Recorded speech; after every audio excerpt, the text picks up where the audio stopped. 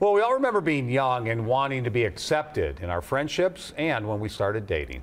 But today's pressures are more intense, with just about every 12-year-old having a cell phone with a camera and access to social media around the clock. Researchers found that 1 in 4 teenagers has sent sexually explicit pictures of themselves to someone else. But a Woodbury girl believes that the real number is much higher. She says as a 12-year-old, her 7th grade crush quickly asked her for naked pictures. Tonight, Michaela shares her personal story and her advice for parents with WCCO This Morning anchor Jason DeRusha. I thought we loved each other, and turns out he didn't love me at all. He just used me for what he wanted. In some ways, Michaela Snyder's story is not much different than any of ours in 7th grade.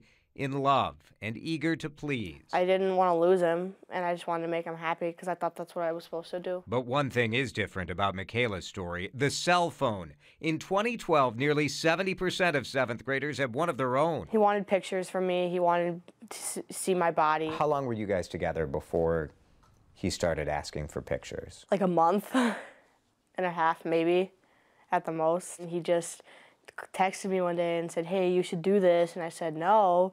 And he said, well, if you love me, you're going to do it. And if you don't, then I'm going to leave you. He was that direct about it. Yeah.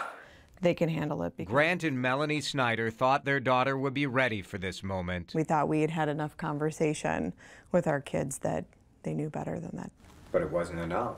It wasn't enough. Did you have like a best friend where you were telling her what was going on? I had a group of friends, and they all said, oh, that's normal, like, we do it, so. 7th grade girls?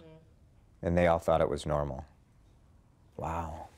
And so Michaela took a picture of herself in her underwear and tapped send. In that moment, when you took the picture and you sent it, did you know this is a bad idea? Yeah, I did know it was a bad idea, but I didn't care.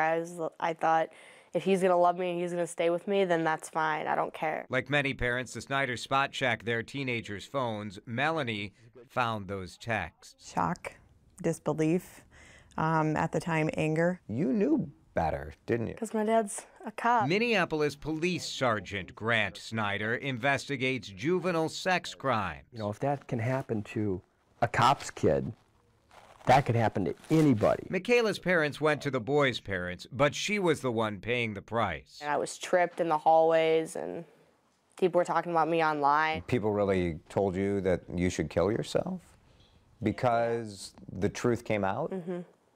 Yeah. 2 years later, Michaela has finally forgiven herself, and she's sharing her story as a warning. I want girls to realize that we are worth more than our bodies, and I want parents to not be naive that, oh, my kid's too good. My kids, they're too good. They're not going to do that. Our children are facing challenges that we never had to face. We need voices of kids that are willing to say, this is what happened to me, and this is how it affected me, and be careful. At the age of like 10, 11, you need to talk to your boys about, this is how you respect a girl. Michaela has lost friends by coming forward, but she's gained something bigger, self-respect, and a chance to make a change.